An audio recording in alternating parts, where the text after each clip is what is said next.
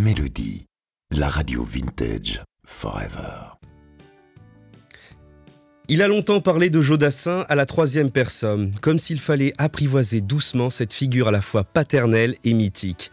Dans Il était une fois nous deux, Julien Dassin prend enfin la parole à la première personne. Un récit tendre et pudique dans lequel il raconte son histoire, celle d'un fils qui, après la disparition de sa maman, a endossé un rôle aussi beau que lourd, celui de gardien du temple Dassin. Depuis, Julien fait vivre les chansons de Joe aux quatre coins du monde. Il ne cherche pas à l'imiter ni à l'effacer, mais à faire vibrer encore ce lien unique entre une voix, une époque et un public qui n'a jamais cessé d'aimer Joe Dassin. Aujourd'hui, on parle de transmission, de souvenirs et de ce lien entre un père et un fils. Julien Dassin, bonjour. Bonjour. Merci beaucoup d'être avec nous sur Mélodie Radio. Merci à vous de m'accueillir. Vous sortez ce livre chez l'Archipel. Il était une fois nous deux, je le montre à la caméra, où vous racontez voilà, la vie de votre papa et la vôtre aussi. Exactement. Tous deux mêlés. Ouais. De savoir, j'explique quel homme il était et un peu mon parcours dans ce métier en suivant ses traces et son œuvre. Ouais. Et pourquoi écrire aujourd'hui ce livre? Pour établir quelques vérités au public? Ou est-ce une quête plus personnelle à la recherche de votre papa? C'est un peu les deux. Il y a une quête, effectivement, sur l'homme qu'il était et pas que l'artiste. Et comme le public est très présent dans notre famille, c'est un peu un membre de la famille, j'avais envie de rétablir des vérités et de leur apprendre des choses qu'ils ne savent pas. Ouais, vous le dites souvent dans votre ouvrage, le public fait partie de votre vie, autant celle de votre papa que la vôtre aujourd'hui aux quatre coins du monde. Complètement. Le public, c'est lui qui fait tout. Hein.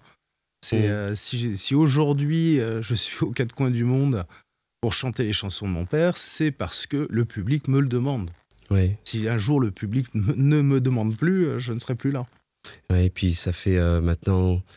Allez, peut-être ça fait une trentaine d'années que vous endossez le rôle de, vous l'écrivez dans le livre, de le costume de représentant de commerce de la famille Dassin. Je suis un VRP Mais oui. de la famille Dassin. Et vous aviez conscience de cette ampleur à l'époque, en 95, quand votre... C'est ce que j'explique souvent aux gens. Il n'y a pas un moment où on ne se réveille pas un matin en se disant « Tiens, au fait, je suis le fils d'eux, j'ai ça à faire ». Pour moi, tout ça semblait naturel. Oui. J'ai toujours travaillé sur ce catalogue, en partenariat bien évidemment avec la maison de disques, mais pour moi c'était quelque chose de normal. Et quand on arrive dans l'adolescence, c'est là où on se rend compte que c'est pas normal. D'être le fils de tiens, Dassin. t'as une bonne note, c'est parce que t'es le fils d'eux. Moi, mon père passait à la télé, pour moi c'était normal. Et je me suis vite rendu compte que de passer à la télé et de chanter devant des milliers de personnes, ça n'est pas une situation normale. Bien sûr. Et puis, est-ce que vous avez grandi justement dans cette situation peut-être anormale de voir votre papa à la télévision, votre maman vous montrer des cassettes, des Carpentier, je pense notamment avec votre papa? Arrivait, à l'époque, ils diffusaient encore beaucoup d'émissions des Carpentier, donc on les regardait, bien évidemment. Mais on n'a pas vécu dans le culte Dassin. Ouais, ça vous le dites dans le livre. Oui. C'était pas tous les soirs une émission de télé, avant d'aller se coucher. Non, c'est bon. Quand ça passait à la télé, on le regardait. De temps en temps, on regardait aussi des vidéos, effectivement. Mais presque comme n'importe qui regarderait des vidéos de famille. Ouais, c'était pas le culte. Non, il n'y avait pas de culte. Dans cette, alors je l'évoque rapidement, puisque vous en parlez souvent, dans cette grande maison de Fleucherolles.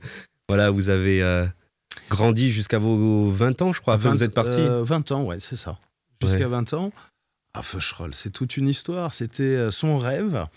Il voulait, comme il a beaucoup voyagé, d'où la chanson Qu'il est loin ton chemin, papa, le chemin, papa. Ou Mon village au bout du monde aussi. Mon village au bout du monde. Ça, c'était plus pour Tahiti, ça. D'accord, ok. Il voulait vraiment créer une maison qui serait, comment on pourrait dire, une maison familiale où il aurait pu recevoir ses amis, sa famille, ses sœurs, son père. Et du coup, il a construit un truc absolument énorme. À l'américaine, c'est le cas de le dire. Ouais. Et c'était un gouffre. C'était un gouffre. L'entretien c'était un terrain. C'est même plus un terrain, c'est un chantier. Bah oui. C'est immense, maison immense et mal foutue. Excusez-moi du terme. La chambre, je dis une bêtise, mais une chambre faisait peut-être 100 mètres carrés et un salon 20 mètres carrés. Ok. Ça a été mal foutu. Vous alliez dans la cuisine, c'est ça? Alors moi, je me suis réfugié dans la cuisine à la fin. Parce que la maison coûtait très très très très cher. Ça se chauffait à l'électricité. Alors vous imaginez les radiateurs des années 60. Les convecteurs horribles. C'est un truc qui consomme à mort. Et je ne pouvais plus chauffer cette maison, ça coûtait trop cher. Ouais. Donc je me suis réfugié dans la cuisine attention, la cuisine c'était presque une maison. Et c'était la seule pièce que je chauffais. Vous savez, c'est un peu comme les châtelains, moi j'appelle ça les châtelains désargentés, ceux qui ont des châteaux qui gardent. Mais la toiture fuit, on peut pas la réparer. Et à un moment, il faut savoir s'en séparer. Ah ouais. Puis dans cette grande maison, je crois qu'il y avait une pièce qui vous tenait à cœur, si j'ai bien compris. C'était la partie studio. Ouais, où ça sentait le cigare. Ça, vous le dites bien là-dedans. Ouais. En fait, il y a toujours eu une odeur que je ne pouvais pas qualifier spécifiquement. Et après, j'ai grandi et j'ai découvert l'odeur du cigare. Et je fais, mais c'est ça, cette odeur. Mais 20 ans après, ça sentait encore le cigare. Pour vous, c'était votre papa? Eh ben, pour moi, c'est ce qui me rapproche, oui, de lui. C'est inexplicable. Le cigare, c'est l'odeur du bureau de mon père, donc c'est l'odeur de mon père. Et d'ailleurs, c'est intéressant cette notion de mon père, de Jodassin, même parfois Dassin, puisque dans le livre, vous expliquez que vous avez du mal, en parlant de l'artiste, à l'appeler papa, je me doute bien, ou mon père, vous dites Jodassin. Je dis Jodassin et très souvent, je dis Dassin tout court. Dassin, ouais. Alors, c'est peut-être quelque chose que j'ai repris aussi... tiens, c'est la première fois que je le dis, ça. C'est peut-être quelque chose que j'ai repris aussi de Mélina Mercouri, qui était donc l'épouse de mon grand-père Jules Dassin, qui appelait Jules Dassin. D'accord. C'était sa femme. Ouais. Elle l'appelait Dassin. Elle l'appelait Dassin. Alors peut-être que j'ai beaucoup... Enfin, c'est sûr, j'ai beaucoup entendu ça. Et je l'ai repris, mais pour l'artiste. Quand je parle de Jodassin, l'homme en costume blanc, je dis Dassin. D'accord, ouais. C'est un nom qui fait presque marque maintenant. Enfin, Dassin, c'est énorme. Il est encore énormément apprécié aujourd'hui. Moi, je trouve ça incroyable que tant d'années après, on continue à l'écouter, à l'apprécier. Mais il est toujours actuel, il est intemporel. Ouais. C'est des chansons, c'est le choix des chansons, c'est les mélodies, c'est des mélodies intemporelles, c'est des textes qui parlent à tout le monde. On peut tous se retrouver dans une chanson de Jodassin. On va y revenir, mais ces chansons de Jodassin, vous vous êtes mis à les chanter à partir d'une rencontre que vous dites dans votre ouvrage, quand Gilbert Coulier vous propose de chanter vos chansons, les chansons de votre père. Non, ça a commencé plus tôt. Plus tôt, ok. Ça a commencé plus tôt sur une émission, Les Duos de l'Impossible. Oui. On vous voit chanter, oui c'est vrai, face au... pas un écran. Un écran. Face à un écran, mais avec à l'époque, votre papa. ça se faisait pas. Ouais. C'était vraiment... je me suis même demandé, quand on m'a proposé de faire ça, je fais comment les gens vont prendre ça. Quelque chose qui n'existait pas. Mais on arrivait à isoler les voix, on arrive à vraiment faire un duo de l'impossible. Et je me suis prêté au jeu et ça a marché. Ça a plu aux gens. Et quelques années plus tard, je monte... en 2010, oui c'est ça, 2010, ouais. Je monte le spectacle Il était une fois Dassin avec Gilbert Coulier et on va en promotion chez Michel Drucker et il me dit, Michel me dit, écoute, il faudrait que tu me fasses le fameux duo. Je dis, non, je suis grand. Je dis, non. Il fait, si, fais-le. Je le fais, ça marche. L'émission se termine et là, Gilbert et Michel me prennent dans le bureau. M'appelle dans le bureau de Michel Drucker. Il me dit, il faut que tu le fasses sur le spectacle. Je dis, non. À chaque fois, je dis non, mais à chaque fois, je finis dedans. Et je fais, ok, je veux bien essayer, mais si ça ne plaît pas, ça s'arrête. Oui. On fait, ok. Évidemment. Ça a plu. Et après, le théâtre. Après, j'ai joué au théâtre. Et vous faisiez du théâtre. Je suis sorti de... Non, c'était même avant. Je vous dis une bêtise. C'était avant le spectacle, le théâtre. Ok. Et vous avez fait Montand aussi, vous avez chanté des chansons de Montand. Des chansons de Montand. Je faisais un spectacle autour des chansons françaises de Montand, de Piaf. Et dans ce spectacle, j'avais mis 2 chansons de Jodassin. Ok. Et le public me dit, mais non, il nous en faut une 3e, une 4e, une 5e. Et une fois de plus, la traînée de poudre est partie. Et ça finit que je fais le tour de chant complet Jodassin et qu'on part à travers le monde. Et oui, justement. Alors, à la base, vous n'étiez pas du tout... Enfin, vous n'êtes pas dit, je vais chanter les chansons de mon père. Mais pas du tout. Pas du tout. Pas du tout. C'était pas... moi, j'ai fait des études de droit et de commerce. Ok. J'aurais peut-être fini avocat ou je ne sais pas quoi d'autre. Ouais. Mais il n'était pas du tout prévu que je chante. Ma vie, c'est une succession de surprises pour moi. Ouais. Je me suis retrouvé à faire ce duo par hasard. Je me suis retrouvé à faire ce spectacle sur scène par hasard et à faire un tour de chant complet français de Jodassin, par hasard. Et le monde entier, là, c'est peut-être plus du hasard, c'est peut-être que les gens aiment bien. Ouais, ça m'étonne pas puisque vous faites les 4 coins du monde avec les chansons de votre père qui a beaucoup tourné aussi à travers la planète. Je pense notamment à la Russie, je pense à l'Amérique du Sud aussi, il me semble. Amérique du Sud, ouais. Et aujourd'hui, ça vous fait... Oui. Et alors, il y a un paradoxe. C'est peut-être que je suis en train de boucler une boucle. Ah oui. Mais mon père, qui était américain, n'a jamais eu de succès aux États-Unis et n'a jamais joué aux États-Unis. Et vous en revenez là. Et j'en reviens. Donc au final, j'ai réussi à transporter ces chansons aux États-Unis, ce qu'il aurait rêvé faire, mais qu'il n'a jamais pu faire. Et les Américains connaissent ? Les Américains connaissent. Ils connaissent, je vous dirais pas par cœur. Il y a beaucoup d'adaptations de chansons américaines. Yellow River, l'Amérique. Par exemple. Ouais. Donc les gens connaissent les mélodies. Ouais. Mais ils ne connaissent pas forcément les textes et pas forcément le personnage. Bien sûr. Oui, puisqu'il n'a pas été aux États-Unis, mais ils connaissent les chansons. Il y a une dame, lors du spectacle, qui vient me voir et fait « Mais pourquoi vous nous parlez en français ? Et pourquoi vous chantez en français ?» Parce que je chante des chansons françaises. Non, c'est des adaptations, c'est des chansons américaines pour la plupart. City of New Orleans, il y en a qui me reviennent là. Ah oui, mais il y en a plein. Et elle fait « Ah, mais on adore !» Je fais « Vous comprenez les paroles ou... » Non. Non. Mais ils adorent. Ah oui. Est-ce qu'on peut dire que votre père, c'était le plus français des chanteurs américains et le plus américain des chanteurs français ? Exact. Je ne sais plus qui disait ça. Ça a déjà été dit ? Ça a déjà été dit. Oui, c'est bien, et oui. Pour le monde entier, Jodassin est français. Oui. Mais il n'est pas français. Et on est bien content. Je crois que derrière vous, on le verra peut-être sur un autre plan, il y a une jolie photo, Les Deux Mondes de Jodassin. C'est l'album aussi qui le représente bien. Tout à fait. En américain. Avec le... Et vous savez, quand il était à l'université du Michigan, il chantait du Brassens. Et il disait aux étudiants, c'est du folklore français. C'est bien trouvé en vrai. Et là, il chantait en France du folklore américain. En tout cas, on va écouter tout de suite. Allez, je vous ai préparé un petit medley des chansons de votre papa, puis après on continue de parler de ça. Voilà, on a fait un petit medley là, tant de chansons, discuté vite fait, des chansons qui ont marché, des chansons que le public aime. Vous me dites, on a tous une chanson de Jodassin. On a tous une histoire avec une chanson de Jodassin. Je crois qu'il n'y a pas une personne, si vous traversez les Champs-Élysées, qui la fredonne. De haut en bas, je pense qu'il est impossible de ne pas croiser quelqu'un qui la fredonne. C'est fou. C'est l'ambassadeur des Champs-Élysées à travers le monde. 45 ans après. Ouais. C'est fou. C'est fou, hein. Dans le monde entier. Ils l'apprennent à l'école. Les enfants apprennent les Champs-Élysées à l'école. En France ? Oui, en France. Mais même à l'étranger. Même à l'étranger, pour apprendre le français. Pour apprendre le français, on fait apprendre le français sur des chansons de Jodassin, particulièrement les Champs-Élysées. Il y a un amour inconditionnel entre le public et votre père. Est-ce que c'est quelque chose qui cultivait, tiens ?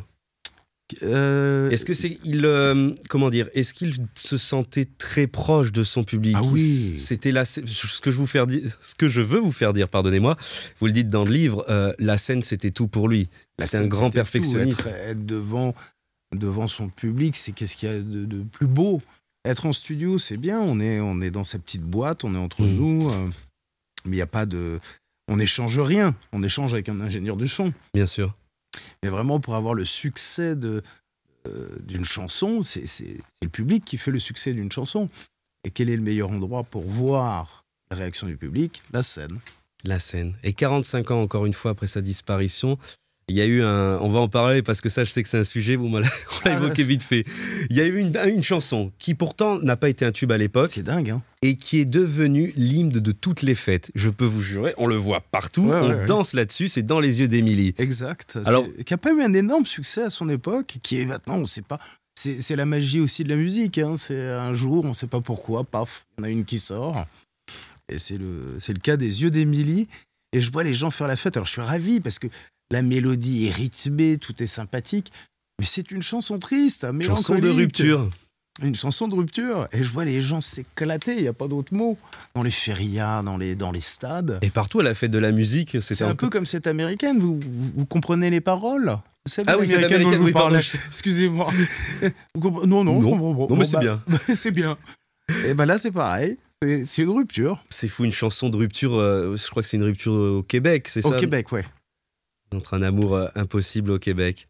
Et ça, c'est la force de. Alors, je sais plus qui l'a écrit celle-là. C'est Claude Lemel. C'est encore de Delanoë et Lemel. Hein. Delanoë et Lemel. Ouais. Allez, on va glisser doucement. Ah non, on va revenir à Claude Lemel juste après. Tiens, je voulais vous poser une question par rapport à Dans les yeux d'Émilie. Qu'est-ce qui fait, selon vous, que la jeune génération écoute encore Joe Dassin? C'est indémodable. Et je dis pas ça pour vous flatter. Les mélodies n'ont pas vieilli. Vraiment, elles sont intemporelles. Et les paroles, les textes, tout le monde se retrouve dans un texte de Joe Dassin. Ouais. C'est beaucoup de chansons mélancoliques, de chansons d'amour. On a tous vécu une chanson d'amour, une histoire d'amour ou un chagrin d'amour. Ouais. Le nombre de personnes qui viennent me voir à la fin des spectacles et qui me disent « Ah, je me suis marié sur cette chanson. J'ai rencontré mon mari sur celle-là. » Ils ont tous une histoire. Ouais. Et souvent, les histoires viennent d'un monsieur derrière son bureau, de monsieur Claude Lemel, qui a écrit pas mal, avec Pierre Delanoë bien sûr, pas mal de chansons pour votre papa, dont le fameux Salut les amoureux. Et vous dites quand on écoute les chansons de Joe Dassin, il faut demander à Claude Lemel en fait, c'est les chansons... Voilà. Non, c'est Joe Dassin qui disait... Voilà, c'est ça. Merci. Je ne chante pas mes chagrins d'amour, je chante les chagrins d'amour de Claude Lemel. Ouais, c'est bien trouvé. Parce que Salut les amoureux, c'est lui. Hein. Ton côté du lait aussi. Avec Alice Donna. Donna et Lemel. Et bien évidemment, Toto Cutugno. Ah oui, pour l'été indien. L'été indien, Si tu n'existais pas, Salut. C'était pareil, c'était une belle association, ça. Les musiques qui venaient de l'Italie, Albatros, c'est ça? Le groupe s'appelait Albatros. Ouais. L'été indien s'appelait Africa. Et ça a été complètement modifié. Hein. Ça parlait d'un immigré. Oui, d'un noir qui retournait dans son... immigré noir américain qui retournait. Exact. C'est ça. Et bon, cette chanson n'a pas marché. Alors que c'est la même. Hein. Ah, Africa. Africa. Oui, okay. L'été indien, pardon, excusez-moi. Okay, je vous en prie. Et la magie. Ouais. De l'été indien. Alors pareil, une histoire sur l'été indien, c'est... il l'a enregistré, ils ont fait peut-être 30 prises. Ils ont gardé la première. Ils ont gardé la première prise, parce que la première était juste parfaite. Là aussi, c'est un slow, mais c'est aussi une chanson de rupture. Hein. Bah oui. Dassin sur la plage qui recherche son amour. C'est un... Oh là là, vieux clip. Oui. Les vieux clips. Il était sur un bateau aussi. Alors, je ne sais pas si c'est dans le même. Oui, je me suis posé la question si c'était à Cannes. D'ailleurs, on le diffuse sur Mélodie, où on voit un petit bateau. Mais il n'était pas grand, le bateau. Oui, c'est ce qu'on appelle un riva, je crois. Ouais, oui, c'est ça. Je sais. Ouais, ça ressemble au sud de la France. Ouais. Bon. Qu'importe. En tout cas, un dernier mot sur Claude Lemel. Il représentait beaucoup pour votre papa, mais vous aussi, je crois que c'est devenu quelqu'un de très proche pour vous. C'est quelqu'un que j'apprécie énormément, qui m'a beaucoup parlé de mon père. Ouais. Pareil, de l'homme qu'il pouvait être. Et au boulot, il disait qu'il était attachant. Oui. Et qu'il était très, très perfectionniste. Je pense que c'est quelque chose que j'ai un peu repris de lui. Et il pouvait passer un jour, un mois sur un mot. C'est terrible. Il était très, très méticuleux. Ça doit faire partie du succès des chansons aussi. Hein. Delanoë disait qu'il est venu Dassin est venu jusqu'à Deauville, les enquiquiner pour Enfin, le texte n'allait pas bien pour l'été indien. Qui connaît l'été indien? Qui connaît Marie-Laurencin? Ouais. Et finalement, ça a été... c'était le plus gros succès de Joe Dassin. L'amitié, c'était quelque chose aussi de sacré pour votre père. Je pense que vous parlez de Michel Audiard, de Carlos, de tous ces gens. Il était son meilleur ami, c'était Carlos. D'accord. C'était deux érudits. Carlos était le fils de Françoise Dolto. Deux érudits brillants, avec un bagage universitaire très important. Il parlait plusieurs langues. Et votre père avait un doctorat aussi, d'ailleurs. Oui. Et Carlos, pareil, était brillant, avait beaucoup d'études. Et au final, quand ils étaient tous les deux, ils n'arrêtaient pas de déconner. Il n'y a pas d'autre mot. C'était vraiment les deux bouts en train. Et toutes les chansons de Carlos les plus rigolotes pour moi. Seigneur Météo. C'est Dassin. Seigneur Météo, Big Bisou, Ouais. Bougalou du Loup-Garou. Ah, Big Bisou, c'est Dassin. Ouais, ok. c'est Dassin aussi, ouais. Ok. Et vous le voyez, il y avait une émission des Carpentiers où ils font Bougalou du Loup-Garou. Et Carlos arrive habillé presque en cow-boy. Et mon père est habillé en loup-garou. Ça n'existerait plus aujourd'hui, ça. Et comme quoi, Il s'éclatait. il s'éclatait. Ils étaient stressés, tiens. Le Joe Dassin de la scène paraissait très grand professionnel, un Américain, comme on le dit souvent. Mais est-ce qu'il était angoissé? Est-ce qu'il avait des angoisses par rapport à son métier Forcément, on se remet en question tout le temps. On se remet tout le temps en question. Est-ce que quand vous sortez une chanson, quelle qu'elle soit, vous ne savez pas si elle va plaire? Ouais. Donc, forcément, vous posez des questions tout le temps. Oui, il se posait beaucoup de questions. Et vous aussi? Toujours. Quand vous montez sur scène, vous parcourez le monde. Tout le temps. On me dit, oh, t'as l'habitude. Non, on n'a pas l'habitude. On prend pas l'habitude. On n'a pas l'habitude. Tous les soirs, les gens sont différents. Les cultures, les pays, tout est différent. Et vous, et moi aussi. Il y a un soir où on peut être un peu, je sais pas, fatigué, stressé, et pas donner la même chose. Il faut se battre pour être toujours au top. Mais quel était le point commun, justement, avec votre papa? Perfectionnisme. Ok. Ouais, ça, bon. C'est clair comme ça? Tout est pareil, j'ai essayé de faire tout au millimètre. Ouais. Et si ma bouteille d'eau est là, il faut pas qu'elle soit là. Et sinon, vous êtes perdu. Sinon, je suis perdu. Alors, c'est vrai qu'en radio, on voit pas. Oui, là, en plus, tout est un peu caché, tout est un peu feutré, mais c'est vraiment au millimètre. Ok. Parce que, je prends cet exemple de bouteille d'eau, mais tout est comme ça. Ouais. Je dois donner le meilleur de moi-même quand je suis sur scène. Comme lui. Les chansons, elles n'ont plus aucune preuve à faire. On les connaît toutes. Une bonne recette, vous dites, dans le livre. Parfaites. Maintenant, si je fais pas bien le job, c'est pas que la musique. Hein. C'est pas que la musique, c'est un tout. C'est un tout. Se présenter, être habillé sur scène, se présenter convenablement devant le public et donner le meilleur tous les soirs. Ça change. C'est marrant que vous parlez d'habillement. Vous n'avez jamais cherché à vous mettre en blanc comme lui? Non, mais je ne suis pas un clone de Julien Dassin. Hein. Je suis Julien Dassin. J'imite pas, je baisse pas ma voix. Oui. non. Ouais. Non, je chante du Joe Dassin, mais je suis Julien Dassin.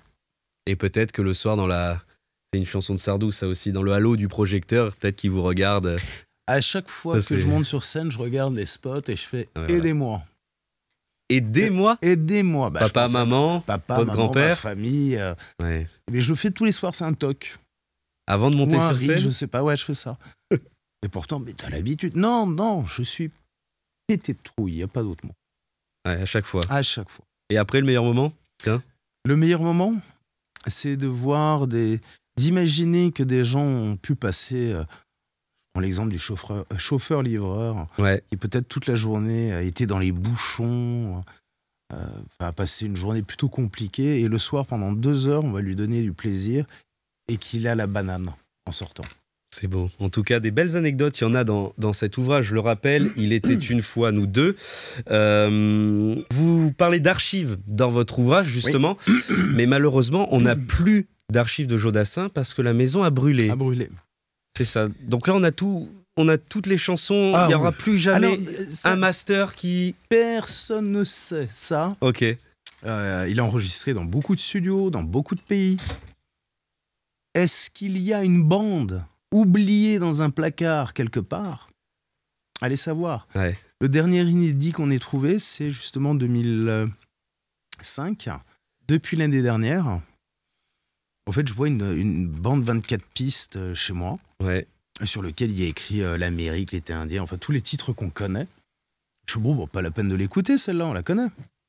On les connaît toutes. Ouais. Et en fait, en mettant en lecture, on tombe sur depuis l'année dernière. Qui est un peu le téléphone pleur de Joe Dassin, cette chanson. Un petit peu.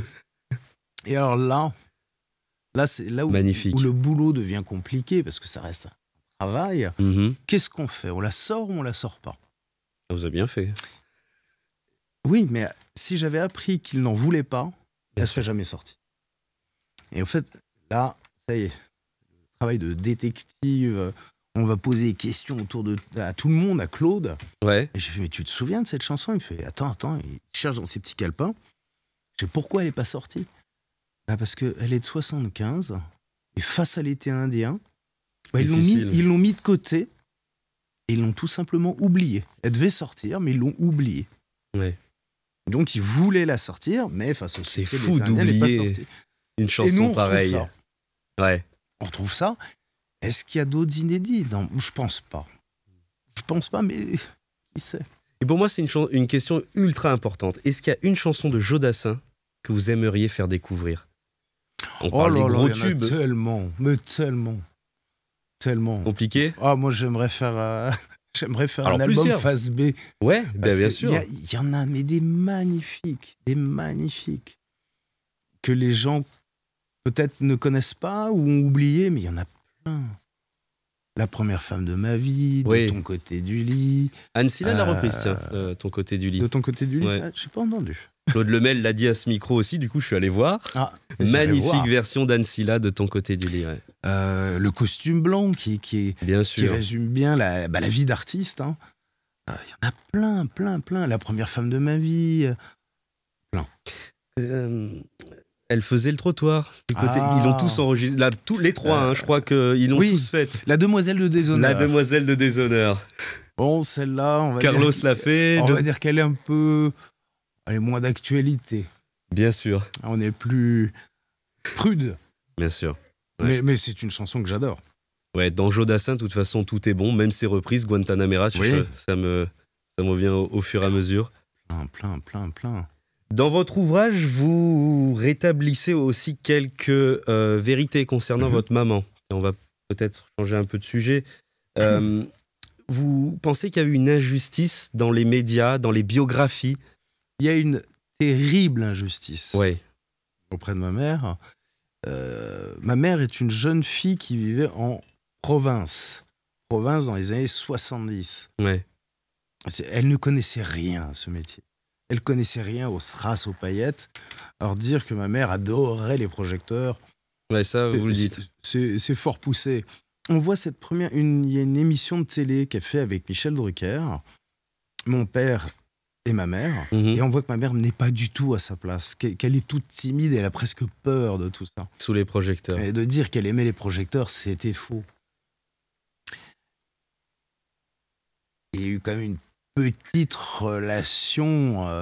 Mais c'est et leur vie. Sa relation a commencé avec ma mère pendant qu'il était encore avec sa précédente femme. Oui, mais c'est leur vie finalement. Oui, mais vous savez, c'est toujours pareil dans les histoires de couple. Ah oui, c'est celle qui lui a piqué. Bon. Et on a fait passer ma mère un peu pour une vampe. Mhm. Mais pas du tout. Pas du tout. Et ça, je veux vraiment le dire. Et ça revient régulièrement dans les sites, dans Mais les parce bios. que vous avez un biographe qui a repris une biographie Ouais, voilà. d'un autre biographe. Le costume blanc est plus blanc, il est gris. Hein. Ça, en tout cas, c'est la biographie de vous, Julien, du fils Dassin, en compagnie de ses amis aussi. Je Oui. crois que vous avez interviewé pas mal de gens. Beaucoup de personnes qu'on n'a jamais questionnées. Ouais. Des amis proches, que ce soit des amis, c'est drôle parce que ils se sont rencontrés dans un avion de retour de Grèce et ils avaient un ami en commun grec. Mm. Et cette personne-là, Nikos Vernikos, je suis allé le voir et je lui ai dit vas-y, raconte-moi. Il fait, ah, enfin tu poses des questions. Pourquoi 45 ans après? Pourquoi? Je fais aussi un petit parallèle et une petite comparaison avec ma vie actuelle, puisque au final, je continue à faire son métier. Et j'avais besoin de savoir plus de choses sur l'homme. Est-ce qu'il aurait aimé ce que je fais? Est-ce qu'il le faisait de la même manière? Ouais. En fait, on se pose des questions tout le temps. Tout le temps. Et à 50 ans, je m'en poserai encore. Ouais. Et heureusement qu'il y a des amis qui ont bien connu votre papa. Évidemment. Et aussi pour dire quelques vérités, on entend aussi, et je me suis posé la question, est-ce que je vous en parle? Mais allez, on parle des Allez-y. vérités, donc j'y vais. On dit tout et n'importe quoi aussi sur le milieu du showbiz, sur ce qui se passait derrière le showbiz. Ce qui se passait, Mais c'est connu. Ouais, mais Et- comme on parle de Joël, on parle, voilà, Ah non, une alors- bonne fois alors- pour toutes. Alors Joël, je suis. Morgensen, pour ceux qui nous écoutent. Alors Joël, j'ai fait une interview avec Jacques Pessis, Oui, qui était Sud fou Radio. furieux parce qu'il me dit Joël vivait, elle habitait chez Jacques. Elle me Ok. fait jamais, au grand Dieu jamais, je n'ai vu ton ce qui se père passait. et Joël. Non, prendre quoi que ce soit. Voilà. Et c'est faux. Bon, déjà, je suis très content de le savoir. Mais en même temps, et puis après, c'est de la logique tout bêtement. Joël est décédé quelques années plus tard. Oui, elle avait fait quelques albums qui n'ont pas forcément marché. Non, je parle de sa vie, hein, décédé. Oui, je sais. Donc, Joël Morgensen, elle a fait Oui, quelques albums qui n'ont pas marché. Ah oui, et puis pardon. après, elle est décédée. Non, mais ça peut pas être toutes ces histoires. Voilà, c'est trop d'histoires. Donc voilà, mais c'est bien de le dire parce que ça revient régulièrement. Donc Vous savez, un artiste, il n'a pas le droit de mourir normalement. c'est vrai ce que vous Il n'a dites. pas le droit de mourir normalement. Il faut que ce soit spectaculaire. Mm. Et même quand ils sont morts, ils sont toujours en vie. Hein. Vous savez que Michael Jackson est sur une île avec mon père, Johnny. Oh, ils doivent bien Ils s'amuser. sont tous en vie. Hein. En tout cas, s'ils sont là-haut, ils doivent bien s'amuser tous. Mais oui, mais ils n'ont pas le droit d'avoir une. Leur vie est Mais voilà. hors norme et leur décès doit être hors norme. En discutant avec vous, il y a un extrait qui me revient de l'émission de Patrick Sébastien, de l'autre côté du miroir, où il se retrouve face à votre père, Patrick Sébastien, grimé en Jodassin. Oui. Et Carlos est face à lui et il est presque en pleurs. Oui, je me souviens. Ils partaient à la pêche au gros, ils cherchaient tous les deux et ils cherchaient le marlin, je crois que c'est ça. Ils avaient une passion pour la pêche au gros, les deux. Une amitié terrible, encore une fois. Et la Polynésie. Et la Polynésie. Je parle de ça pour inviter le public à retrouver aussi ces beaux extraits. Aujourd'hui, on revient encore une fois à 45 ans. Qu'aimeriez-vous qu'on retienne de votre papa? Parce que maintenant, il est entré dans la postérité. Vous poursuivez sa carrière. Oui. Qu'est-ce qu'on retient Qu'est-ce qu'on pourrait retenir de Jodassin? Juste que c'était presque un homme parfait. Je n'ai jamais, Ouais. en 45 ans, entendu quelqu'un me dire du mal de mon père. Jamais. L'homme parfait. Il n'a jamais fait de bêtises. Oui, il parlait pas politique, vous le dites dans le livre. Pas de politique, pas de religion, pas de quelqu'un. Ça revient tout le temps. Qu'est-ce qui était charmant? Qu'est-ce qui était poli, courtois? Jamais quelqu'un m'a dit oh là là, rien. Il n'y a rien de négatif. Que cette image reste intacte, et c'est aussi pour ça que j'ai écrit ce livre. C'est pour laisser cette image intacte et qu'on arrête d'écouter les fables et exagérations qu'on trouve sur Internet. Bien sûr. Un biopic peut-être? C'est une question qui me vient comme ça. Non, c'est Pas pas en prévu. préparation? C'est pas prévu. Bon. En tout cas, on retrouve de belles anecdotes dans ce livre. Il était une fois nous deux, Jodassin, mon père, aux éditions L'Archipel. Et puis je vais rappeler votre promo parce que là, je me suis noté quelques dates. Il y a une tournée d'été. Tournée d'été dans le sud. Ouais. Octobre, je retourne. Alors, il y a Liège. Là, je l'ai à partir de. C'est ça? Vous les avez sous les yeux? Oui, Ah bah j'ai quelques Ah bah dates, quand mais même. j'ai pas tout. Alors, on va voir si on est bon. Liège le 15 novembre, Alès le Et c'est ça 7 août. Ah bah, tu vois, il m'a. Mais là, c'est tout mélangé. Là. Ah, c'est tout mélangé. Non, Bon. alors, en premier, il y a en août, 7 et 8, je suis dans le sud de la France. Alès et Toreil. Et Toreil. En octobre. Sanary. Non, en octobre, je suis Ah oui, au début, je suis à Sanary. Le 11 octobre, Sanary-sur-Mer. Le 12, Le Canet, près de Cannes. Près de chez C'est moi, ça. bravo. Et le 23 Ah oui. octobre, je démarre. 22, Saint-Jérôme, Canada. 22 voilà, octobre. 22. Montréal après le 23. Ça nous fera un peu loin pour venir vous applaudir, mais on pensera fort à vous. Et 24 aussi Montréal. Et j'ai aussi le 15 novembre à Liège en Belgique. C'est au Forum, Exactement. nos amis du Forum. Bah écoutez, merci beaucoup Julien d'être venu nous voir sur Mélodie Radio. Merci à vous Et à très bientôt. et à très bientôt. Bonne journée. Mélodie, la radio vintage forever.